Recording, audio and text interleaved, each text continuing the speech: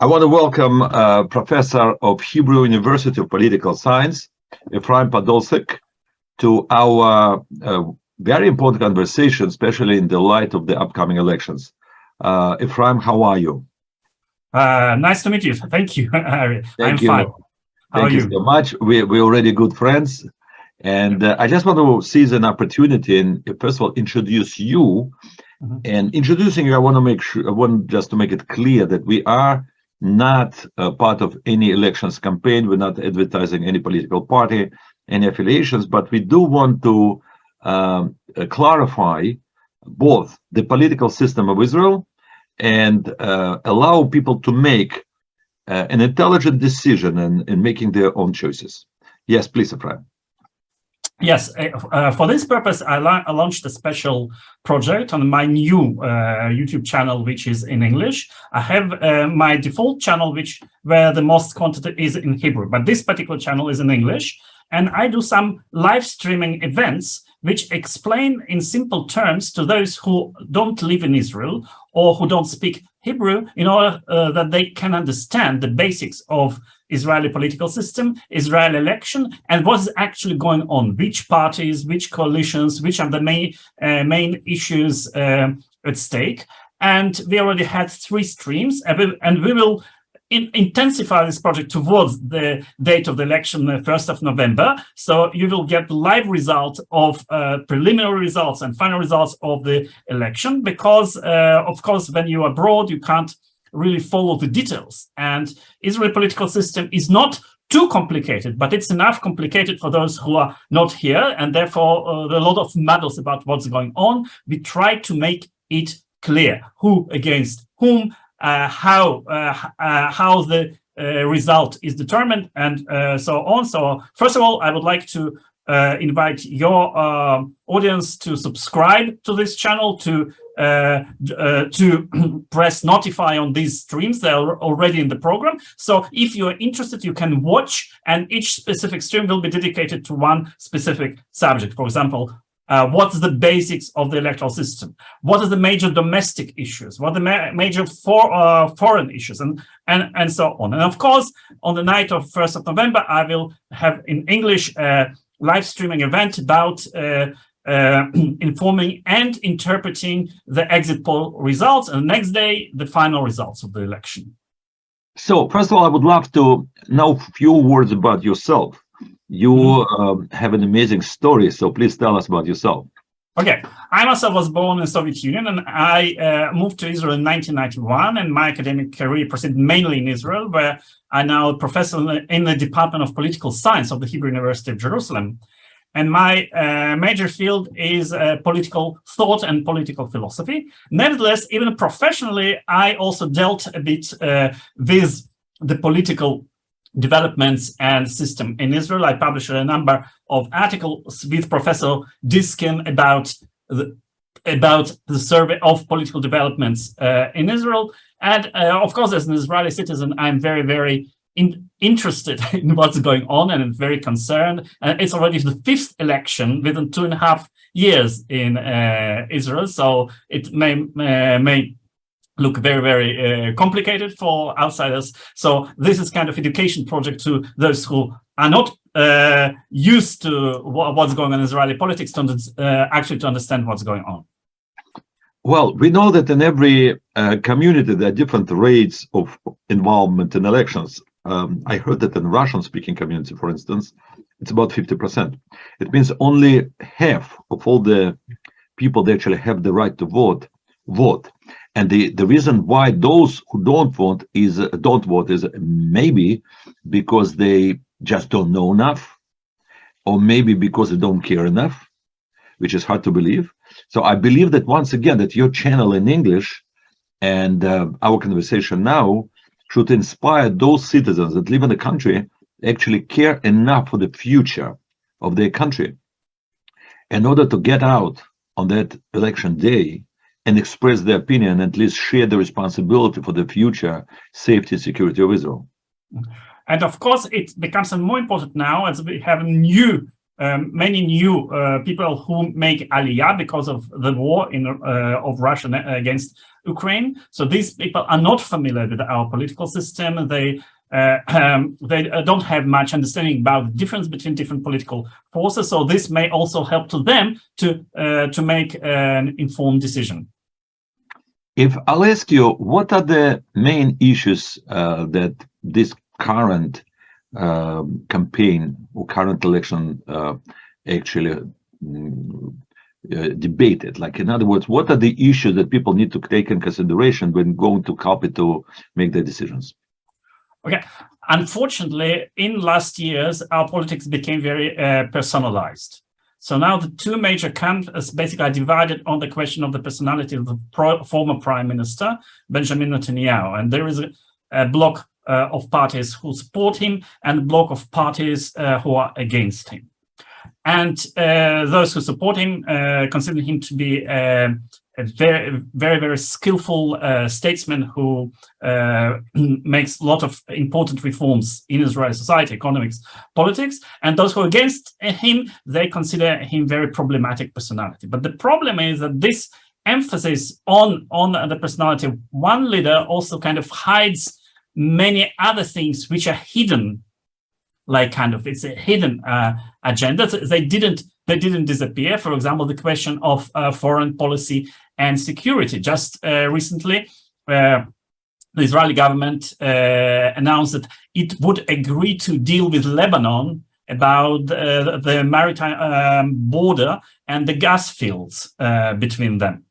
And of course, the left wing, which is generally for compromises, compromises with adversaries, they support the deal. Many right-wingers are against the deal because there is some compromise about Israel's sovereign territory in the sea. So this is a very important issue, and it's one thing. The other thing is the issue of actually where the center of Israeli sovereignty lies.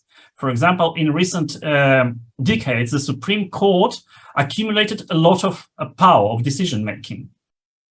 And because generally this decision favor more left-wing agenda, those on the left are now in favor of more powers to the Supreme Court, and the right-wing are actually skeptical about giving so much power to the Supreme Court.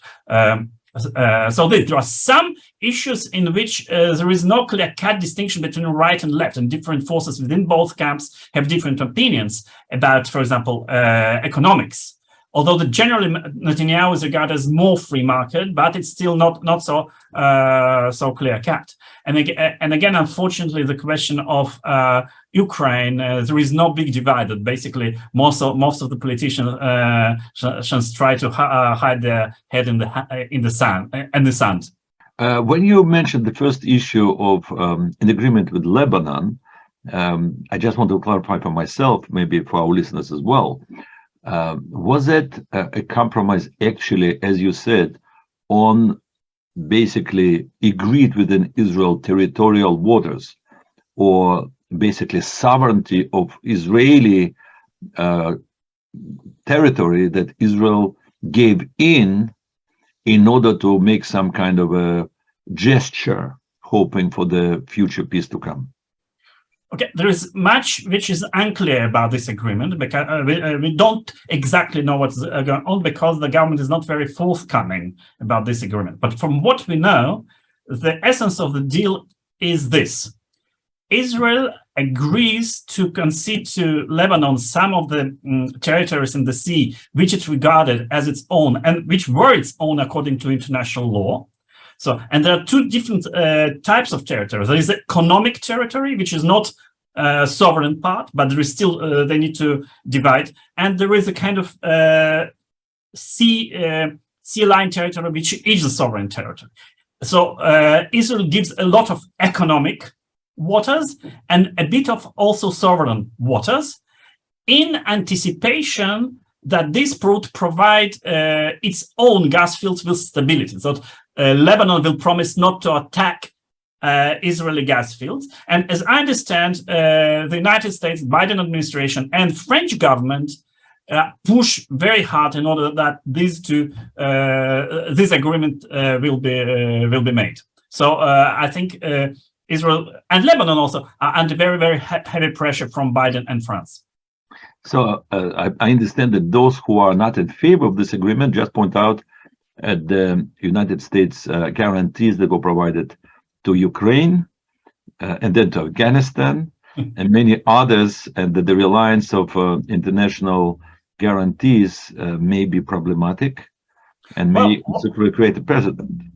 One of the main points that I see on people on Twitter who support, for example, this agreement, they say, well, how can you put that about that in American guarantees, who is our staunch ally? Again, it's all very, very difficult exactly to say, because we don't know the details of the agreement, and the government actually doesn't want to put it before the parliament, at least before the election. It doesn't want to do that. So, but I give this example because this is a classical example of right-left divide. Yeah. So generally, if you look at Israeli politics, you will see the parties which tend to the left, even if they don't call themselves the left, but still the left remains. They're usually the parties that favor some kind of negotiated agreements which include concessions on territory, and generally right-wing parties, but tend to oppose these agreements, and so we have this kind of old classical style divide in Israeli politics. But again, it's all overshadowed by personal discussions, mainly attacks from the left against Benjamin Netanyahu, and those who support Benjamin Netanyahu attacking those who attack his personality. I hear, but responding to your very clear divide in terms of explanation of the right left-wing politics in Israel, which are not as in Britain or not like as in the United States, which very much about conservatism in economy, how to blossom economy. Is it a culture of dependency, or this is culture of responsibility? Let's say this is the divide in the United States in some ways. So here it is more about foreign policy and security of Israel. On that, I remember still living in Moscow, people used to say, actually commenting on Menachem Begin and Sadat meeting, and actually the agreement that was made with Egypt. And they used to say that left that wants to compromise makes wars, and right that wants to or ready to fight actually makes peace. So this is like a paradox of Israeli history. I don't know if this is something you can comment, or this is wishful thinking. I think it's kind of rhetorical paradoxes to which we don't need to pay much attention to. I think that the general divide is correct. Right is more hardline in foreign policy and security, and left is more soft line.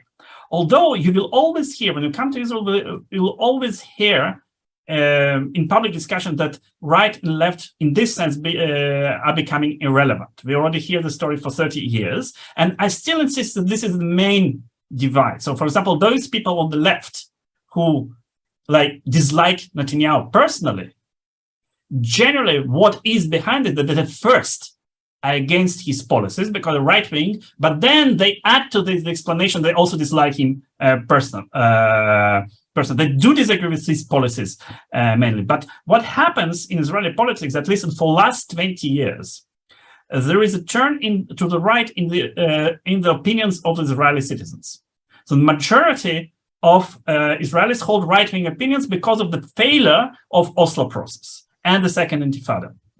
So the left can't win, maybe late, but at this moment it can't win the election on the ticket of being left-wing. So what it usually says, so right-wing says, I'm right-wing, and what the left says, I'm not left-wing because it's not relevant, but we dislike some other things, or some domestic policies, or personality of the Likud prime minister. And so they always try to move away from this debate on foreign policy and security when it comes to the election campaign. And so usually those people who belong to the left, they usually push for the narrative there is no difference in Israel between right and left. Wow, this is really very interesting. So what I heard from you, that some people on the extremely left or whatever they call themselves, Marriott or others, that some of the ministers actually regard Israeli soldiers as occupying force. They call it kibush, right? And at the same time, that does not become like the major topic of their campaigns, but the fact that they hate Netanyahu. Or Netanyahu is, because it's different from what we had in the 90s. In the 90s, the Israeli citizens were split evenly, 50% right and 50% left. And left always said, we are left. We think that it's occupation. We don't want it. We want two-state solution. Okay, so everyone was frank about their positions, and then, the voters decided. What happened in the last 10, 15 years, that those parties or electoralists, which we know that they push or they would push for left-wing policies, if Palestinians, for example, agree, they usually try to not to speak about this a lot, because if they speak about this a lot, they will lose the election, and therefore they talk about other things. Some of them are personal, like the dislike of Netanyahu. Some of them are other issues. For example, the dislike of Orthodox, of the influence of Orthodox religion in Israel. I wanted to ask you maybe a last question based on what you said right now, which is, if I understand you correctly, that even though it's not articulated openly, but all those people who are going to vote, they will vote for that. And those people who may be against two-state solution, but voting against Bibi Netanyahu, may find the two-state solution being enforced. And of course, everybody's for peace. I mean, Jewish people are peaceful people. We don't want to fight. We bless each other when we meet each other and say shalom. Peace is our way to both greet each other or even separate from each other. So everybody's pro-peace, no one against peace. The question is how to get to peace. So obviously there are two sides. Some people who say, I am for two-state solution, and some people are not. Can you just partially, in other words, without your necessarily personal opinion, without my personal opinion, can you tell us two sides arguments and allow our viewers to make their own decisions and therefore to have more intelligent decision and going to take part in the election process? The main issue at stake after the war of 1967 is that Israel conquered parts of the territories from Jordan and Egypt, which it didn't annex, and whose status is to be decided later. And where there is significant amount of Arab population, which are now called as Palestinians. And basically, the left says, well, we don't want to have to grant citizenship to all this, and I speak about moderate left, not about the extreme left. We don't want them to be part of our state, and we don't want to rule over them, and therefore we need to retreat from all or most of all these territories, and to allow them to establish an independent Palestinian state. So that's the reasoning. And that's the reasoning which led to the Oslo process in the 90s. Which I just wanted to say that, which sounds very nice, even to those people who say we want a Jewish state, we don't want Arab state, because combining the two populations and with the birth rate of the Arab population, this state will actually become an Arab state in few generations. Yes, it's so that's their position. The right generally begins from a different premise. It says, it's asked first how safe it is if Israel retreats from these territories, and it argues that militarily Israel can't be defended if it retreats from these territories, and it cannot return to it. For example, if a Palestinian state is established, there will actually, we see now that international law is a very important thing. You can't actually return to this territory to provide for security because of the violation of sovereign rights of the Palestinian state. And for them, and then only then he says, provided that it's impossible, what kind of policy we should proceed. Some will say, okay, we should go actually for annexation.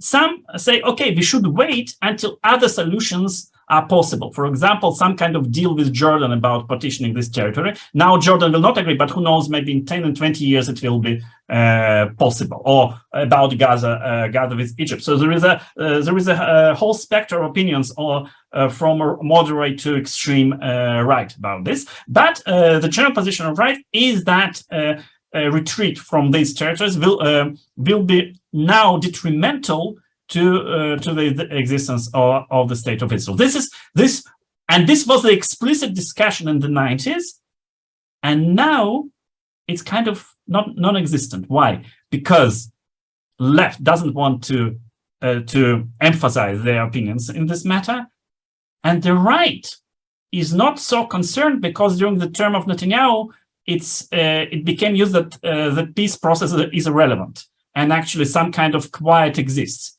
So now most of the people just don't argue with this question, but the voters, when they think about their party affiliations, still consciously or subconsciously decide on these matters. If you're American, just try to get some Israeli sources about what's going on. Don't rely on what you hear in your, for example, TV networks. Come to my channel to see what's going on during the election. And just an advice from a partisan advice, you will have an election in November for your Congress. And I don't interfere, you're a Democrat, you're a Republican. Don't vote for candidates from either party who are wobbly on the Ukraine question. Even if they sound kind of pro-Ukrainian, but they want compromise or kind of agreement, understanding with Putin, don't vote. Vote for staunchly pro-Ukrainian candidates. If you're a Republican and you have a Democrat who is more pro-Ukrainian, vote for him. If you're a Democrat and then you have Republican who is more pro-Ukrainian, vote for her. I want to thank you so much once again, and I'm looking forward to hear you more on your YouTube channel, correct? So I wanted to ask you, please, to in the commentary to our conversation, to put the link, or sure, send it to me. I will do that, and I'm looking forward to take part in your future discussions. And you know, we're gonna return. We really need you more, and I think that many people will have questions. So we are looking forward to speaking with you more, and definitely we want to hear what you have to say very soon on November 1st. Thank you so much. Thank you for inviting me. Thank you. Thank you.